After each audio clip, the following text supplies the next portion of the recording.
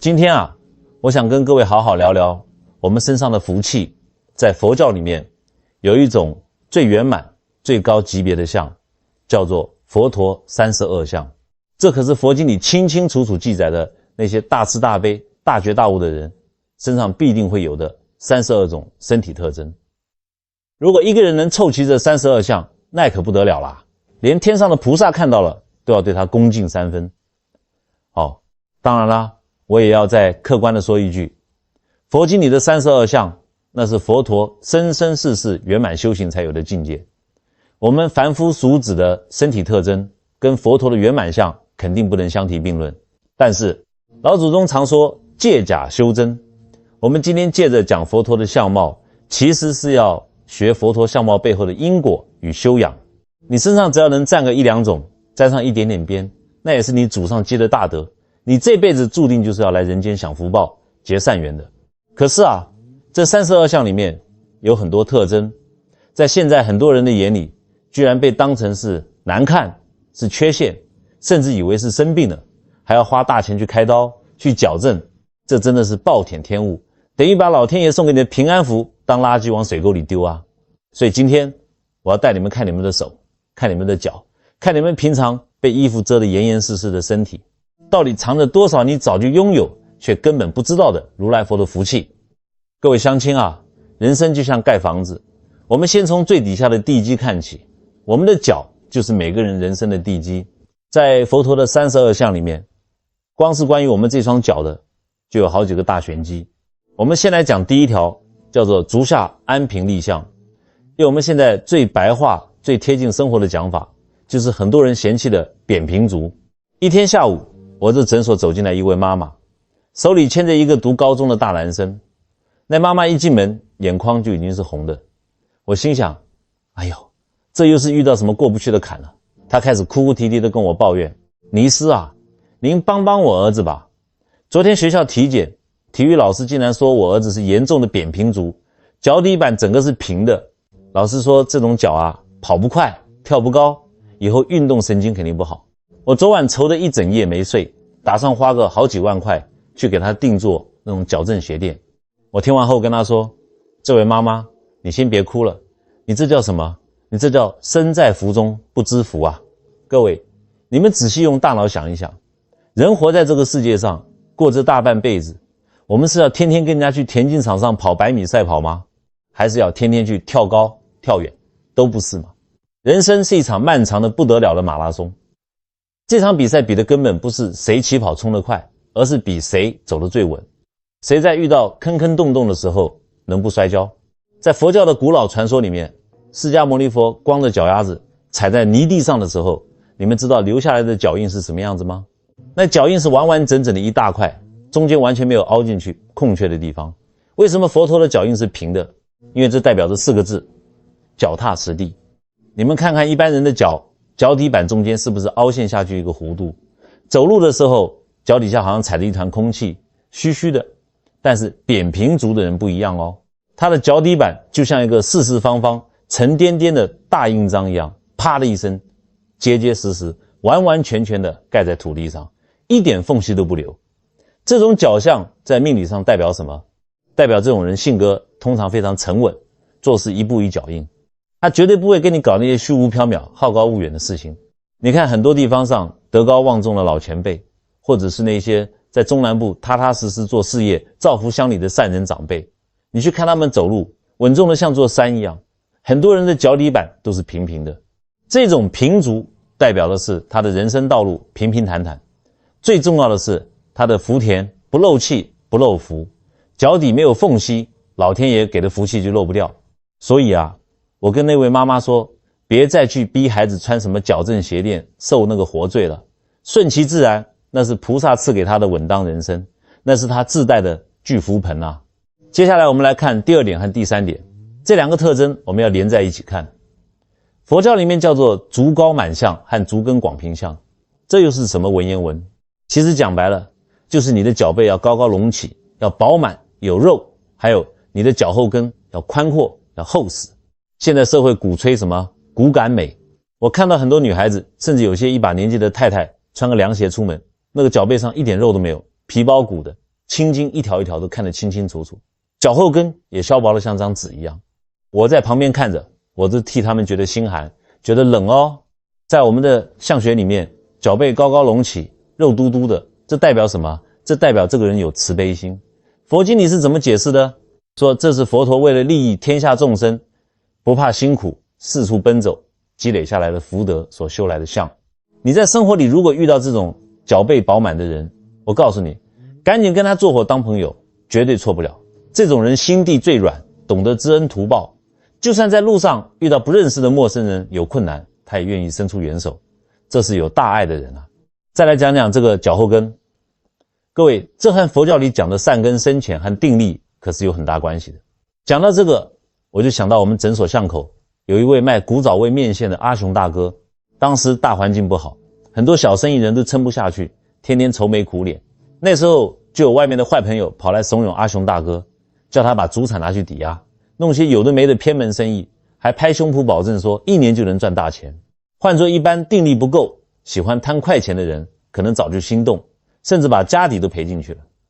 可是阿雄大哥听完，只是笑笑的摇摇头。他每天还是清晨4点多起床，老老实实的顾着炉火，熬他的大骨汤，就算生意清淡，他也绝对不偷工减料，对每一个上门的客人都和和气气。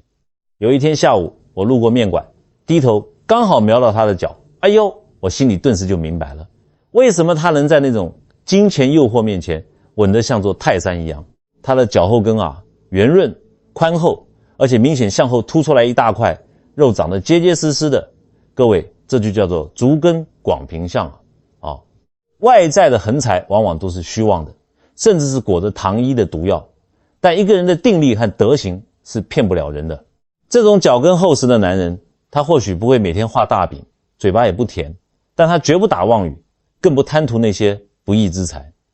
他就像一棵扎根100年的菩提大树，根基扎得极其深远，外面的风雨再大，社会上的花花世界诱惑再多，他也能做到风吹不动，不招惹恶缘。这才是家里人真正可以安心依靠的避风港，也是一个家庭能够长保安康、积攒善缘的定海神针啊。最后，关于脚底板，我们来讲一个特别少见，但一旦拥有就福报深厚的特征，叫做千福轮相。这又是什么？就是你的脚底板上有着像树木年轮一样一圈一圈绕起来的清晰纹路。佛经里面记载，佛陀的脚底板上有1000个辐条组成的车轮纹路，这就叫千福轮。这可不是一般的轮子，这个轮子一旦转动起来，代表着能够碾碎一切魔障，驱除那些不好的邪气衰气。我们用生活里的话来翻译，今天晚上你们洗脚的时候，好好把自己的脚底板或者把你家金孙的脚底板翻过来仔细看看。如果你发现脚底板上有那种非常明显的像手指纹一样一圈一圈的圈纹，哎呦，那我恭喜你，这真的是天生自带护身符啊。这种人通常正气凛然，身上的气场非常强大。各位乡亲，你们有没有过这种感觉？有些人平时也不怎么多话，但他只要安安稳稳地坐在家里客厅那个藤椅上，你就觉得这个家特别安宁，特别踏实。什么乱七八糟的倒霉事、口角是非啊、病痛啊，好像都进不了这个家门。为什么？就是因为这位身上带着这种千福轮的好磁场，他就像一尊镇宅的菩萨一样，把那些负能量全部挡在门外了。所以啊，各位别再天天拿了镜子盯着自己脸上的几条皱纹、几块老人斑，在那边唉声叹气了。今天晚上睡觉前泡个热水脚，好好把脚底板翻过来看一看。如果你发现自己有扁平足，有高高肉肉的脚背，有厚实的脚后跟，脚底甚至还有圈纹，那你今晚大可以把心放在肚子里，安心睡个好觉。老天爷对你不薄，你这是带着满满的好福报来到这人间的啊。各位啊，刚才我们低着头仔仔细细的把脚底下的风水看完了，大家先别急着转台。现在我要你们把你们的这双手伸出来看看。手啊，是我们人身上最操劳、最停不下来的地方。很多人特别爱看掌纹，一坐下来手就伸过去。哎呀，倪师您看看，我这条生命线是不是太短啦？我这条感情线怎么分叉啦？我是不是老了要孤苦无依啊？要是哪条线断了，或者长得歪七扭八的，就吓得整宿睡不着觉。其实啊，我今天要在这里跟大家讲一句大实话，不要那么自己吓自己。看手，我们要先看整体的相。在佛陀的32相里面，关于手的特征，那可是大有玄机的。它不仅藏着你的寿命长短，还藏着你会不会结下好善缘，甚至还会暴露你这辈子会不会惹上那种甩都甩不掉、破坏家庭和谐的烂桃花。我们现在就一个一个来对照看看，看看你的手里到底握着什么样的乾坤。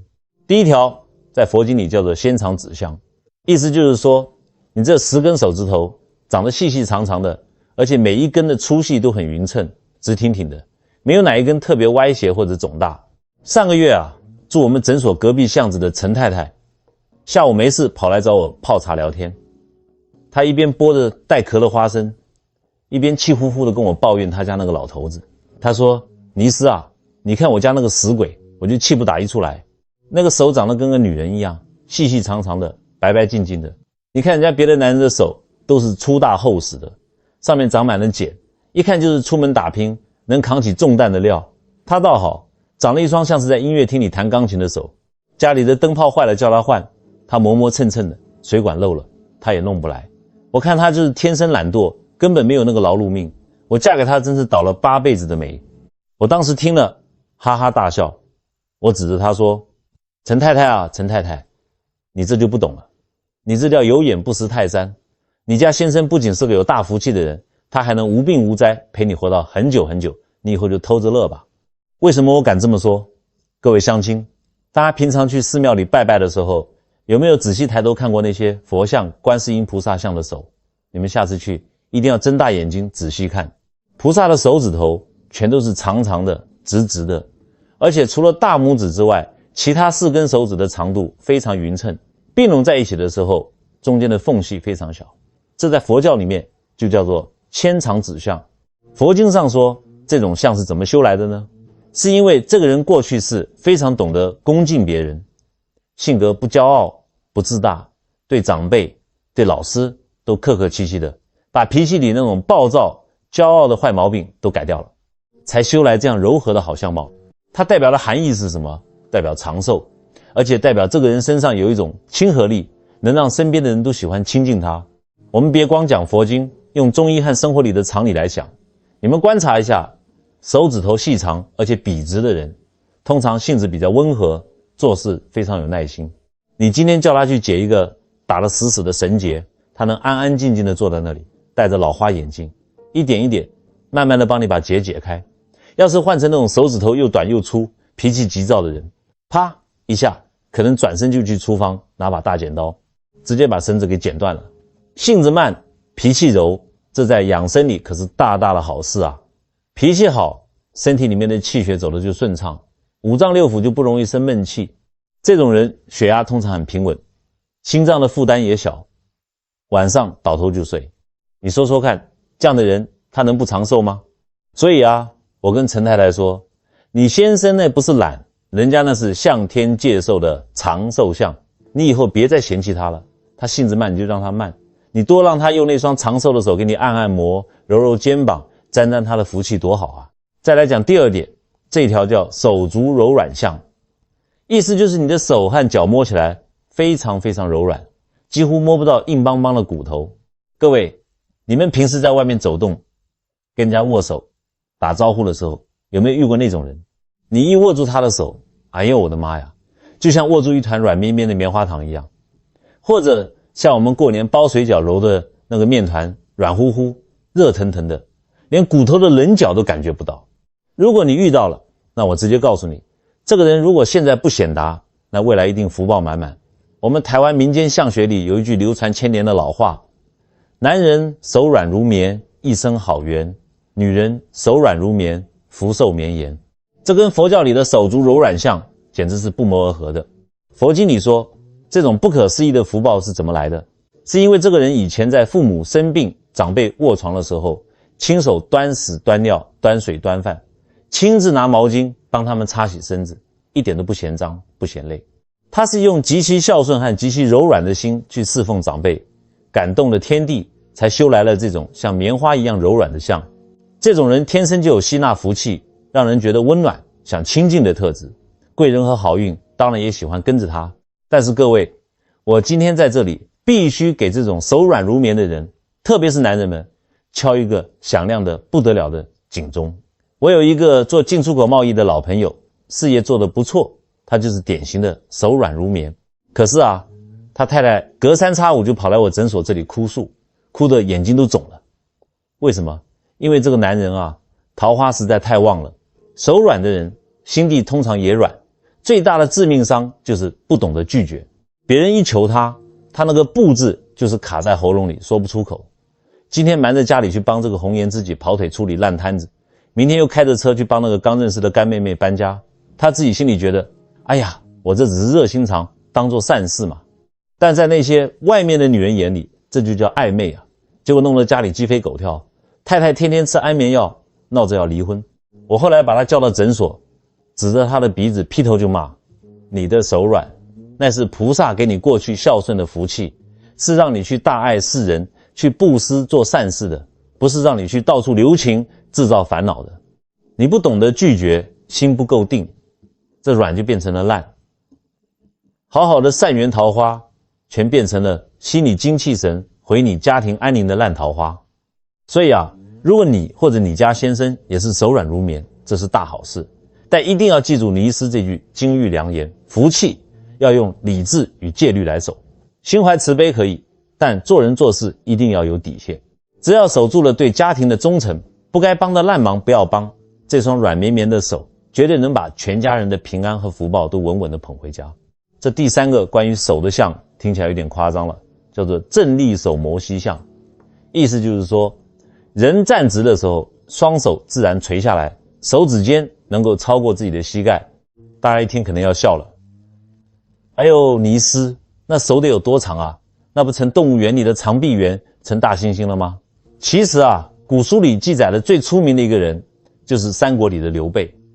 三国演义里怎么形容刘备的？双手过膝，两耳垂肩。各位想一想，刘备是什么人？那是从一个卖草鞋的穷小子，一路逆袭，最后当了蜀汉开国皇帝的人。我们在现实生活中，真正要手长过膝盖的人确实不多见。但这句话我们要懂得变通的看，它指的是一个人的手臂比例比一般人要长得多。大家如果平时有参加些公益活动，你可以去留意一下那些赫赫有名的社会贤达，或者那些非常有声望能带领大团队做善事的领导者。你仔细看他们站着的时候，手臂通常都垂得比较低比较长。在佛教里面，你们看那些出家师父们穿的海青，袖子都会故意做得很长，垂下来刚好盖过膝盖。这代表什么？这代表降服一切邪魔，更代表他的慈悲心像宽大的袖子一样，能够把天下所有受苦受难的众生通通包容进来。用我们台湾乡亲最懂的话来说，手长代表什么？代表他手腕高明，本领大，代表他伸得长，够得远，有度量。这种人心胸非常非常宽广。你想想，刘备当年被曹操追着打，连老婆孩子都顾不上，狼狈到了极点，但他能忍下所有的屈辱，三顾茅庐去请诸葛亮出山。手臂长的人，他的包容力就特别强，他能受得住委屈，能吃得下常人吃不了的苦，所以最后人家能成就一番大事业。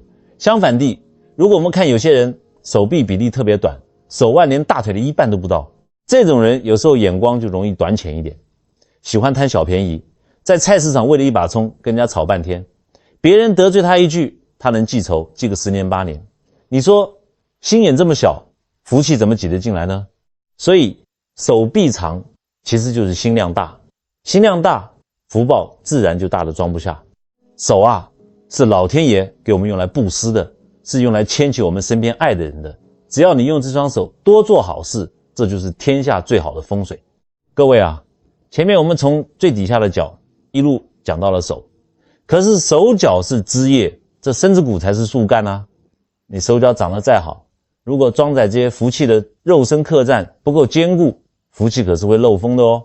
现在你们打开电视看看，哎呦，上面的那些小明星一个比一个瘦，很多婆婆妈妈坐在家里看着看着也被洗脑了，看着自己的女儿媳妇天天在那边喊着要减肥，这也不敢吃，那也不敢碰，把自己饿得像一片纸一样，风一吹就要倒。我每次在路上看到这种女孩子，我心里都直叹气啊。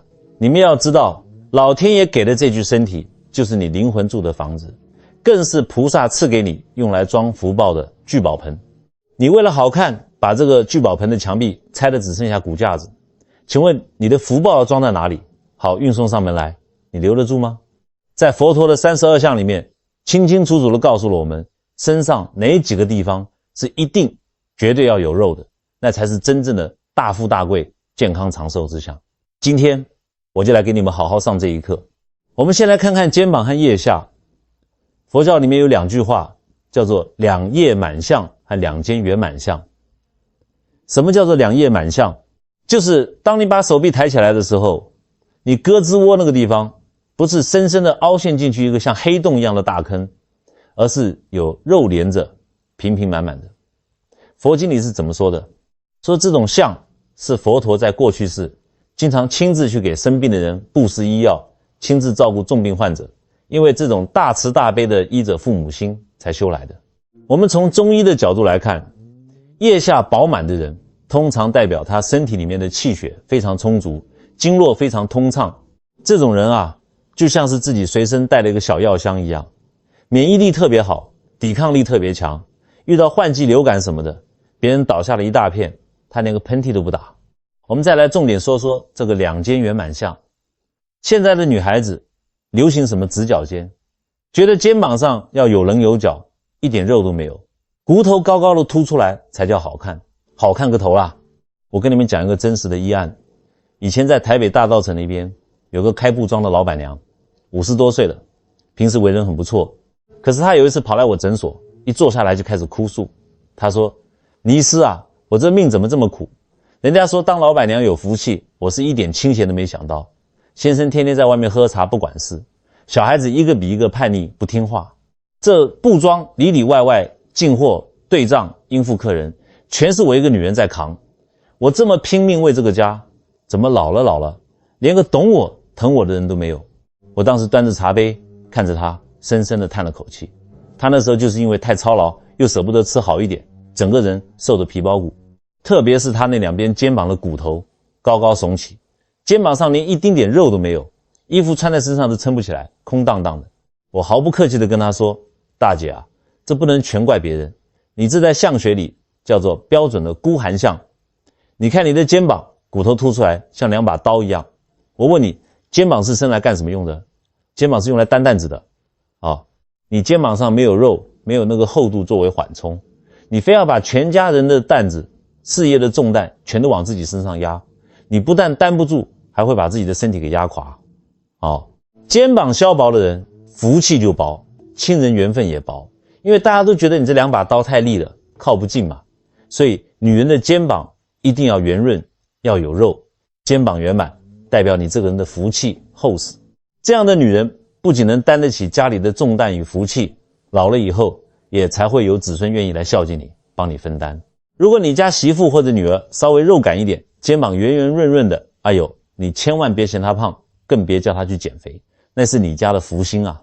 她心胸宽广，能包容家里的各种琐事，有她在，家里就有一根定海神针。你硬逼着她把那点装福气的肉都减掉了，等到你们老了以后，家里遇到风雨，谁来给你们挡风遮雨呢？接着往下看，我们要来讲讲大腿和小腿了。佛经里面用了一个极其优美、非常有画面感的词，叫做如鹿王相。这句话是什么意思？就是说你的大腿和小腿要像森林里的鹿王的腿一样结实饱满，充满了生命的力量。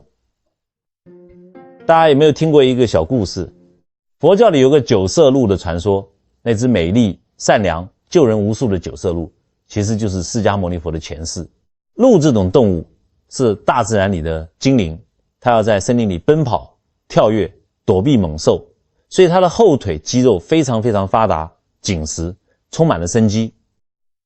你们再看看现在街上的年轻人，流行什么筷子腿，2条腿细得跟竹竿一样，走起路来摇摇晃晃，一点力气都没有。哎呦，这种腿我看了都怕，好像随便踢一脚就要断掉一样。在传统的老话里有一句非常重要的养生口诀，大家一定要记下来：树老根先枯，人老腿先衰。人要是开始变老，福气开始衰退，最先没有力气的绝对是你的腿。我常常跟来找我聊天的长辈说，别人说你名下有多少财产，家里多风光，这都不叫真正的福气。真正的福气是什么？是你到了七老八十、八九十岁了，你还能靠着自己这双结实的腿，早上走去公园打打太极拳，下午去寺庙里拜拜佛、散散心，不用请外籍看护，不用靠别人推轮椅，这才叫天大的福报啊！佛陀的鹿王腿代表的是他过去世认真听讲佛法，欢喜布施，从而灭除了一切罪业的清净之相。用我们中医和生活的话来说，腿部结实、肌肉饱满的人，他的脾胃吸收功能一定非常好，脾主肌肉嘛，脾胃好，气血就能顺顺当当的走到脚底，把你整个人给撑起来。这种人生命力极其旺盛，做事有毅力，遇到困难不会轻易放弃。所以啊，别再去追求什么弱不禁风的筷子腿了，傍晚没事多出去走走，练练我们的腿脚，深蹲也好，散步也好，把大腿小腿练得结结实实的。记住，这两条结实的腿就是你晚年最大的风水宝地，是你百病不侵的基石。最后这一条啊，我要特别清一清嗓子，专门讲给各位男士们听。当然各位大嫂也可以竖起耳朵听听，回去好好把关，照顾你们家先生。在佛陀的32相里面，有一条非常特别，一般人不好意思拿出来讲的相，叫做马阴藏相。这个词听起来文绉绉的，其实意思很直白。阴就是指男性的私密部位，藏就是藏起来，连在一起是什么意思呢？就是说男人的那个地方在平时清心寡欲，没有非分之想的时候，会像马一样完完全全的收缩，隐藏进身体里面，从外面看几乎看不出什么痕迹。很多男人一听可能马上就要跳脚了，尼师啊，你这是在开什么玩笑？男人嘛，不都讲究要威风凛凛，要雄风健壮，要昂首阔步吗？这说起来那不成了没用的太监了，这传出去不就没面子了吗？哎呀，你们这些男人啊，真是一辈子都被这个虚荣心给害惨了。我今天要苦口婆心的劝你们，千万不要去盲目追求那些表面上的强壮，甚至为了在外面逞能，乱吃那些来路不明的成药去透支身体。我告诉你们，那都是在拿你们的命，拿你们的寿命在开玩笑。我们用最简单的大自然的规律来想一想，这世界上什么东西能够活得最长久？懂得藏的东西最长久。你看冬天的时候，外面冰天雪地，所有的参天大树是不是都把叶子掉光了？它们看起来光秃秃的，好像死了，但其实呢，它们是把所有的营养、所有的生机深深的藏在树根底下，这就叫做冬藏。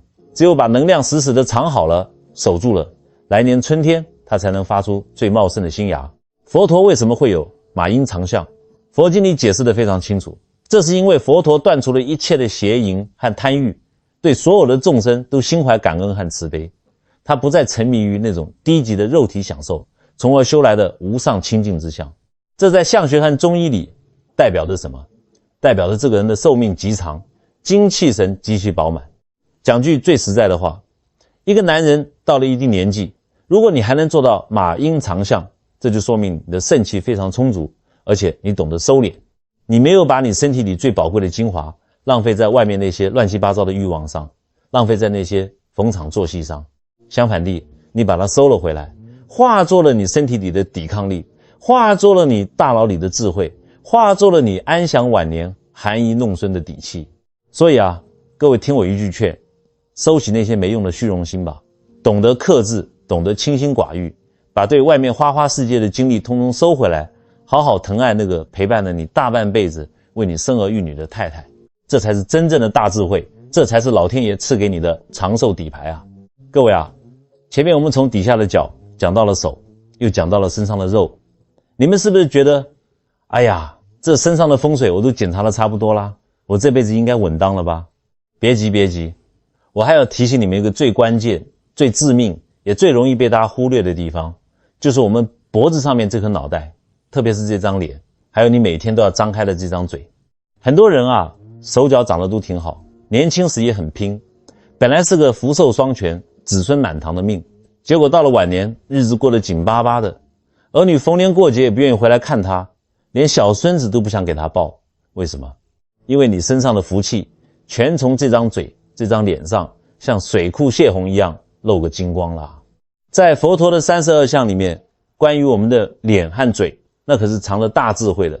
我们今天就好好的来照照镜子。我们首先来说说这个脸型。佛经里面有一项叫做狮子颊相。什么是狮子颊？狮子就是我们去动物园里看到的那种威风凛凛的狮子。你们回想一下，狮子的脸颊两边是不是肉嘟嘟的，非常宽阔饱满？这代表着一种不怒自威的威严，也代表着一种能镇得住场子，容得下天下的福气。我遇到过一个60岁出头的林太太，她在我们台北传统市场里做大宗批发生意，家里条件很不错，平常也爱打扮。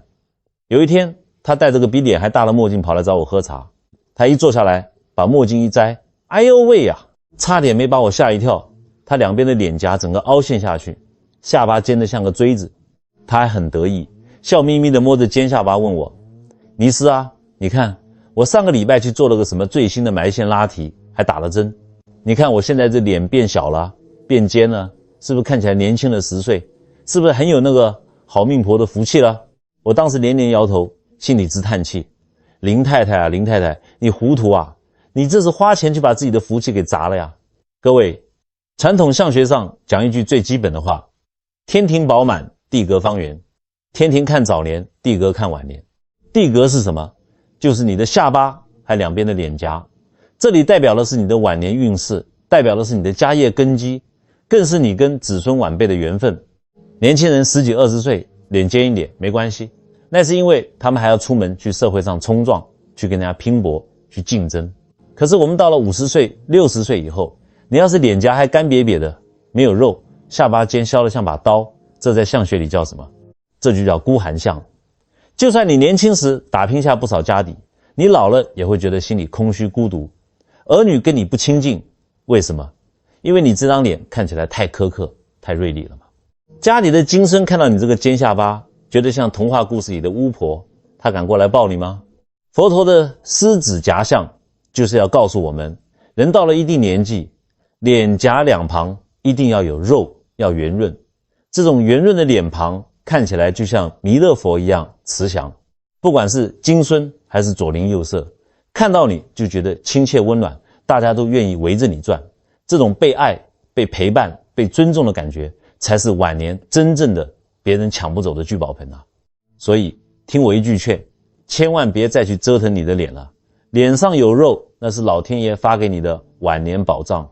讲完了脸颊，我们来讲讲嘴巴里面天天都在动的这个舌头。佛陀32相里有一个非常出名，但也最常被误解的，叫做广长舌相。佛经上是怎么形容的？说佛陀的舌头伸出来又宽又长，能够盖住自己的整个脸庞。很多人一听，哎呦，那不成妖怪了吗？正常人的舌头怎么可能这么长？大家千万不要只看字面意思，佛经里的话都是有很深的隐喻的。佛陀为什么会有这么长这么宽广的舌头？经书上解释得清清楚楚，这是因为佛陀在过去无量劫的轮回里面，生生世世从来没有说过一句谎话，从来没有挑拨离间，从来没有恶语伤人。因为他生生世世的诚实厚道，口吐莲花，才修来了这样不可思议的好相。我们凡夫俗子，舌头当然不能那么长，但是广长舌相在柴米油盐的生活里代表的是什么？代表的就是你的口德啊。你们去看看有些婆婆妈妈，其实家里什么都不缺，可是她这张嘴啊，就像个破嗓子一样，一天到晚停不下来。早上出门上市场抱怨菜价贵，中午吃饭也念叨，下午坐在门口跟邻居闲聊，专门讲坏话。这种人，哪怕他手脚长得再好，长得再好的富贵相，我告诉你，他家里的那点好福气，也早晚被他这张嘴给骂散了。我们中医常说，人如果整天抱怨、生气、骂人，你的肝火、心火就会非常旺。火气一旺，你嘴巴里就会觉得苦苦的、干干的，吃什么山珍海味都没味道，晚上还失眠。为什么？因为你把福气从嘴巴里吐出去了，吸进来的全是负能量的毒气啊！真正有福气的嘴巴，就像佛陀的广长舌相一样，是用来尝遍人生百味的，是用来说好话、结善缘的。你只要做到不挑剔、不抱怨、不说人是非，你讲出来的话就像春风一样，能把家里所有人的心都给暖透了。记住，一个家里的好福气都是被好听的话给夸出来的。最后我们来讲讲声音。佛陀说话的声音在32相里叫做梵音深远相。什么意思呢？就是说佛陀的声音非常浑厚、温柔、清澈，就像深山古寺里敲响的青铜大钟一样，传得非常远。而且不管是谁，只要一听到这个声音，心里就会觉得非常平静，所有的烦恼瞬间全消。各位，声音其实就是一个内在气场和修养的最直接表现。我们看很多老夫妻结婚30几年、40年了，平常在家里讲话，那根本不叫沟通，那叫吵架，叫打仗。各位，你想想，如果菩萨或者福神路过你们家门口，正准备把平安和善缘送进去，结果一听里面像杀猪一样大呼小叫的，充满了暴力之气，护法神还敢进去吗？我们老祖宗说和气生财，这个和气首先就表现在你说话的声音上。当你心里有爱有包容的时候，你的声音自然就是柔和的、平缓的。所以我不需要你们去练习什么唱歌的技巧，你只要能做到一件事，在家里不吼叫、不急躁，试着把讲话的速度放慢一点，把音量调低一点。你轻声细语的跟家人讲话，家里的空气就会变得非常温柔，家里的人就不容易心浮气躁。这样不仅能驱除家里的戾气，还能把你们以前吵架流失掉的福气、和气全给安安稳稳的吸回来。各位，今天我也啰里啰嗦的陪你们聊了很久，我们从你们最底下的脚底板一路往上看，看过了手，看过了身子骨，最后讲到了这张脸和这张嘴。我们老祖宗讲相由心生，佛陀这32种圆满相貌是怎么来的？不是他天生运气好抽签抽到的，而是他生生世世用无私的爱，用慈悲，用不计较的心，一点一滴修出来的。你就算没有扁平足，没有长手臂，你也不要急，只要你这个人心地善良，看到别人有难愿意帮一把，你就算下巴尖一点，但只要你对儿女宽容，不天天抱怨，就算你名下没有多少财产，但只要你每天醒来对这个世界充满感恩，对路边的流浪狗都有一丝怜悯，我告诉你，你这颗利他的善心，这颗悲天悯人的慈悲心，就已经超越了所有的风水格局。什么叫利他？就是不要永远只想到自己。你希望自己平安，你就要先去随喜别人的善业；你希望儿女孝顺，你就要先去孝敬你的父母。当你的心里装着别人的时候，老天爷的心里自然就会装着你。这才是宇宙间最伟大的因果定律，这才是你身上真正永远都不会漏掉的如来佛的福气。各位，今天你听完我讲的内容，这就是我们之间结下了一场大善缘。最后，我想邀请大家在我底下的留言区里留下你今天最想说的一句善言，或者为你爱的人留下一句祈福。你可以写愿天下父母健康长寿，愿我和家人平安顺遂，或者简单的一句阿弥陀佛，愿所有看到这条留言的陌生人今天都能遇到一件开心的事。不要小看你这几个字，当10000个人在这里留下祝福，这里就会变成一个聚集了万人愿力的超级大福气磁场。你留下的每一句善言都会化作一道光，照亮别人的路，最终这道光也会几十倍几百倍的反射回你自己的身上，保佑你全家平安，逢凶化吉。今天的内容我们就讲到这里，我祝福大家心宽体胖，福慧双修，我们下次有缘再见。